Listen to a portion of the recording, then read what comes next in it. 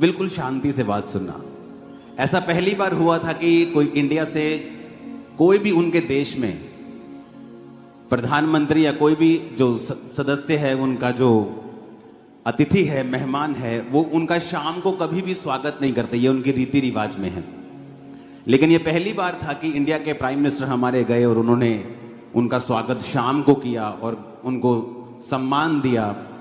और जब मैं प्राइम मिनिस्टर साहब से मिल रहा था पपुआ न्यू गिनी में, पीएनजी में, और जब मेरी उनके साथ मुलाकात हो रही थी वहां पर, तो उस मुलाकात में मैंने उनसे पूछा, सुनो ध्यान से, अभी कुछ मत करो, सुनो ध्यान से।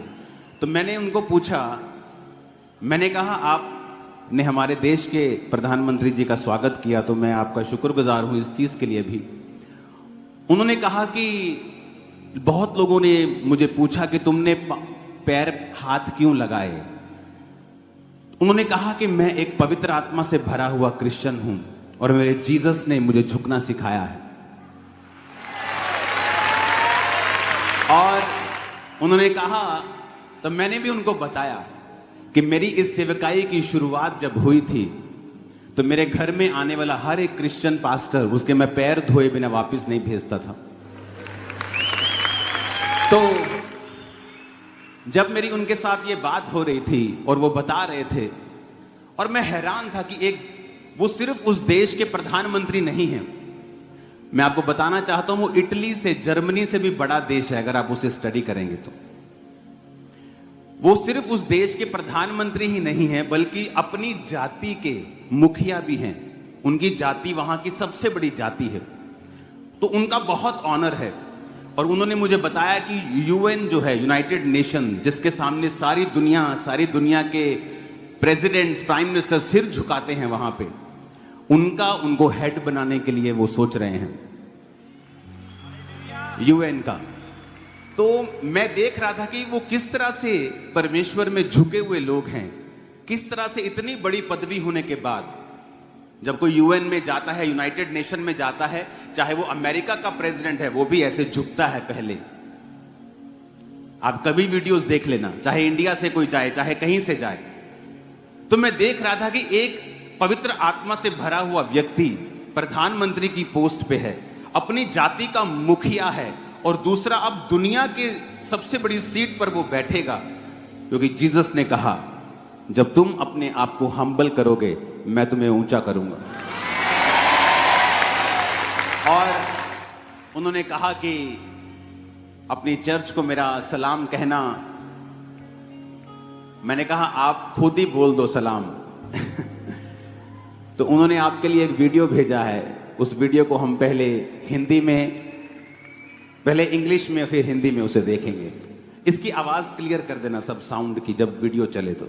My dear brother Apostle Anka, Happy New Year to you and your church members, the faithful Jesus followers in India. James Marape, passing my love and best wishes to all of you, all the way from Port Moresby, Papua New Guinea, wishing each and every one of you a pleasant 2025. May Jesus bless each and every one of you. Jesus gives us hope beyond this life. There is life after grave. There is hope for tomorrow. Thank you for flying the flag of Jesus very high. I look forward to joining you all in India in the not too distant future. God bless, all the very best. Happy New Year. May God bring many, many blessings to each and every one of you in 2025. Love you all. See you all in India when I come your way.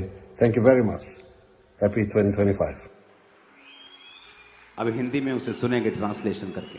मेरे प्रिय भाई apostle अंकुर, आपको और आपके सभी church members को जो भारत में प्रभु यीशु मसीह के विश्वास योग्य और अनुयायी हैं, नव वर्ष की शुभकामनाएं। मैं पापुआ न्यू गिनी का प्रधानमंत्री जेम्स मरापे अपनी तरफ से आप सबको प्यार और शुभकामनाएं देता हूं। मैं port Moresby, Papua New Guinea से आप सभी को 2025 की हार्दिक शुभकामनाएं देता हूं। यीशु आप सभी को आशीषित करें। यीशु हमें इस जीवन से परे आशा देते हैं।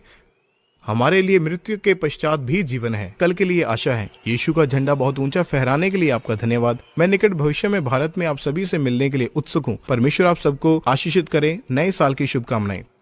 परमेश्वर 2025 में आप सबको ढेर सारी खुशियां दे। आप सबको बहुत बहुत प्यार। जब मैं भारत आऊंगा तो आपसे मिलूंगा। 2025 खुशियां भरा हो। ये मुझे वो बोल रहे थे कि मेरे पास कैमरा नहीं, मैं कहा कोई बात नहीं, आप अपने फोन पे बना के भेज दो। तो कितना हम्बल इंसान है देखो। स्वर्ग में धन मिलेगा और आकर मेरे पीछे हो ले। इस बात से उसके चेहरे पर उदासी छा गई और वह शोक करता हुआ चला गया, क्योंकि वो बहुत धनी था। यीशु ने चारों ओर देखकर अपने चेलों से कहा, धनवानों का परमेश्वर के राज्य में प्रवेश करना कैसा कठिन है। चेले उसकी बातों से अचंभित हुए। इस पर यीशु ने फिर उससे कहा, हे बालकों, जो धन पर भरोसा रखता है, उनके लिए परमेश्वर के राज्य में प्रवेश करना कैसा कठिन है। परमेश्वर के राज्य में धनवान के प्रवेश करने में ऊंट का सुई के नाके में से निकलना जाना सहज है। वे बहुत ही चकित होकर आपस में कहने लगे, तो फिर किसका उद्धार हो सकता है।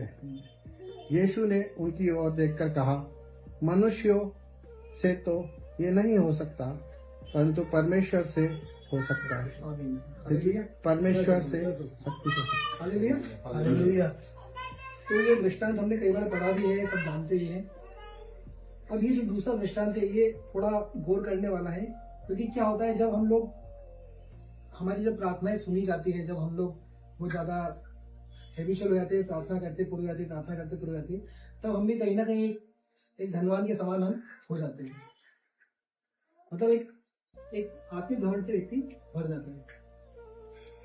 तो प्रभु हम सबको समझाने के लिए धनवान का दृष्टांत भी हमको बताते हैं। और धनवान जो था सच में धनवान था, और वो चाहता था कि अनंत जीवन भी मिल जाए। धन तो मिल गया, अनंत जीवन भी मिल गया। अब उसने क्या करा, यीशु मसीह के पास में वो आया, रुका, और यीशु मसीह को बोलता है, हे रब्बी, हे उत्तम गुरु। क्या बोला है वो? उत्तम, हे उत्तम गुरु। तो यीशु मसीह ने उससे बोला कि तू मुझे उत्तम क्यों कहता है? कोई उत्तम नहीं है, केवल परमेश्वर को छोड़ दे। कोई उत्तम है क्या? परमेश्वर सर्वोत्तम है। Hallelujah, hallelujah. पर वो जानता था कि यीशु मसीह जो है वो उत्तम है, उसका यीशु मसीह जो है वो उत्तम है। और उसने आकर क्या मांगा कि मुझे धन दे दो, मैं और कैसा धनवान बन सकता हूँ, और मैं कैसे चीजों को मतलब जो है और मेरे को कैसे धन संपत्ति में खरीद सकता हूँ, मुझे कोई और बिजनेस आइडिया दे दो, ऐसा बोला क्या उसने? नहीं। अब धनवान व्यक्ति क्या ढूंढ रहा है? अनंत जीवन। हालेलुया। धनवान व्यक्ति क्या ढूंढ रहा है? आवाज आ रही? इधर आओ ना, अरे इधर आ जाओ ना, अरे थोड़ा इधर आ जाओ यार, तुमको लगा कि तुम्हारे घर भी प्रार्थना में हम लोग हैं। आ जाओ, तुम्हारी इधर जगह है, अरे आ जाओ, हाँ तो फिलहाल इधर आ जाओ, उसके इधर बैठ जाए। भैया पंखा थोड़ा कम कर दो, ये इसी चालू कर। आवाज आ रही है? पहले मैं इतना धीरे बोलता हूँ ना थोड़ा, इसलिए। तो यीशु मसीह ने थोड़ी, अरे इसी चालू कर दो ना, ऐसे करना, अरे इसी चालू करना, अरे इसी सब हो गया। ठीक है।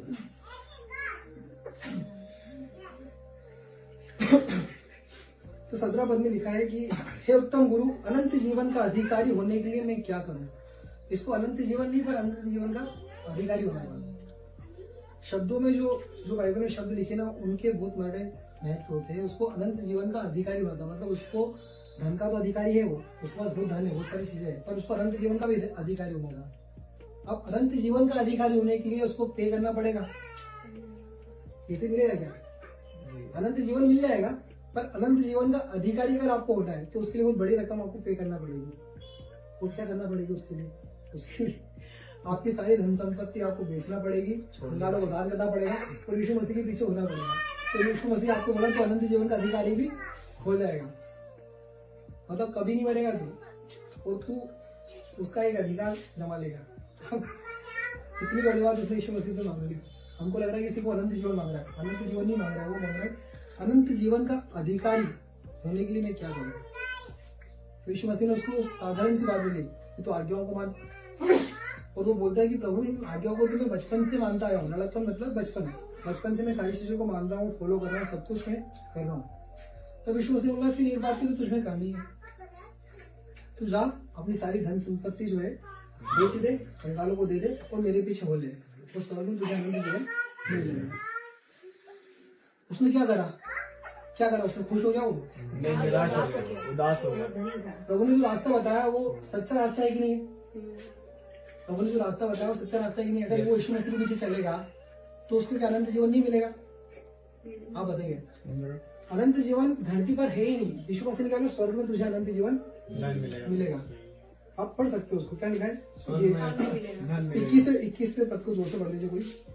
यीशु ने उस पर दृष्टि करके उससे प्रेम किया और उससे कहा, तुझमें एक बात की घटी है, जा जो कुछ तेरा है उसे बेच कर कंगालों को दे और तुझे स्वर्ग में धन मिलेगा और आकर मेरे पीछे हो ले। और इस बात से क्या हुआ? देखा, इस बात से उसके चेहरे पर उदासी छा गई और वो शोक करता हुआ चला गया, क्योंकि वो बहुत ही धनी था। धनी का धन उससे छूटता नहीं है। जो धनी है ना, उनका धन भी छूटता है। और धन्यवाद हो कि प्रभु के जो लोग हैं ना, वो धन के ऊपर मन नहीं लगाते। हालेलुया। इसलिए वो है ना, हर बात के धनी है। अभी भले उनके पास में इस संसार की जरूरत ना हो, पर उनका दिल अगर देने वाला है ना, हर चीज के लिए खुला है ना,